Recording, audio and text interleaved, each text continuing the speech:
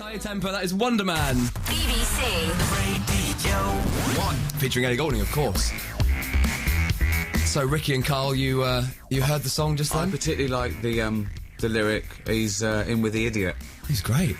We Can't escape that. I know, Because that's the whole thing about Idiot Abroad. I mean, it wasn't originally called that. No, it was one called of my favourite things. Karl Pilkington, Seven Wonders, and I was in a meeting with Sky, and I came up with a much better title, An Idiot Abroad. I thought it sold the whole idea. It's sort of quite challenging, and I told Carl, he was in Peru at the time, and he wasn't happy. Then he thought the second one was called Karl Pilkington's Bucket List. But we decided... Sky were going, it's a brand. Yeah. Gotta stick with it. Yeah, let's stick How with did it, you fall for it a second time? Well, what can I do? It's a job, innit? And, you know... Carl, what do you say to those people that think you're a fake character and really you're a comic genius and this is all act? I've stopped talking to them now. It does me head in. But I mean, it's even real journalists think that you might be an act. I mean... But what I don't get with that is, and you'll know on Radio 1, Lady Gaga. She's walking around in a dress made of meat, wasn't she? Yep. Yet they're calling me an idiot.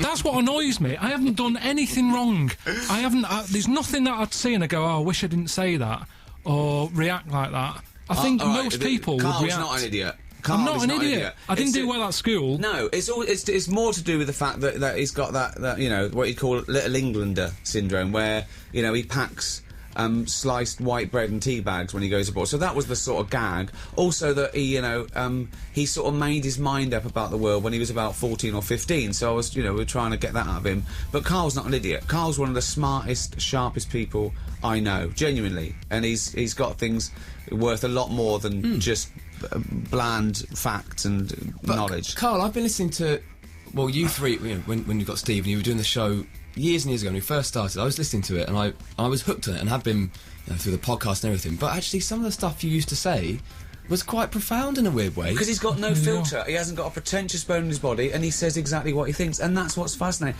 And he changes his mind, and I think he's really self-educated. I think he's educated himself, you know. I mean, Shakespeare made up words, and Carl's made up a few, haven't you? Yeah, I mean, he did. That's all he did, isn't it? You made up, didn't you? Foodage. Grippage. Mainly putting A-G-E on the end of stuff. But yeah. Making up words is easy. It's remembering other people's words, isn't it? That's hard. Yeah.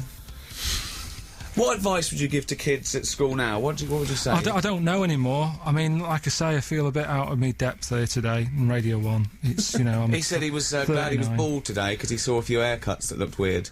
Honestly, it's like being in Total Recall. Do you know, like how that was the future? And suddenly, it's like, I swear, Radio 1, you come in, you go downstairs, and it's like you enter a different world in here. You go into the basement, and there's all these people coming out of the dark alleys and stuff, mad haircuts, jeans round their ankles. Don't bother putting pants on. If you're not going to pull them up, don't wear them, because they're not doing the job. If you've got to bend down to get your keys out of your pocket, what is the point? It's just different. Honestly, I felt... This morning when I got up, girlfriend said, "You're 39 today, how are you feeling?" It's just the same. Coming in here... She gives him all the information every day. Yeah. Honestly. She says, today's Friday. And you're Where 39. am I? You're Karl Pilkington. Thank you. I feel well old today now. Yeah. You've always been old, though, Karl. No, and I have, and I've been happy with it. My mum said I was an old baby.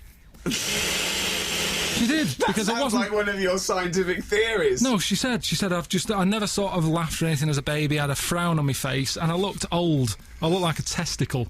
I don't know if that's allowed, but that is scientific. It's a medical term. Right, so just a wrinkly... Chill out. I hate this thing about, complain. What if they do complain? Listen, there's worse things happening out of the window. But the thing is, I just worried a lot. So I've got a wrinkly head. I mean, look, if I sort of do that, I'm not that worried at the moment, but look at the wrinkle on it, and that's I've always looked old. You look like an old testicle. So that's all right as well. It's fine. What was the 25-year-old Carl like then?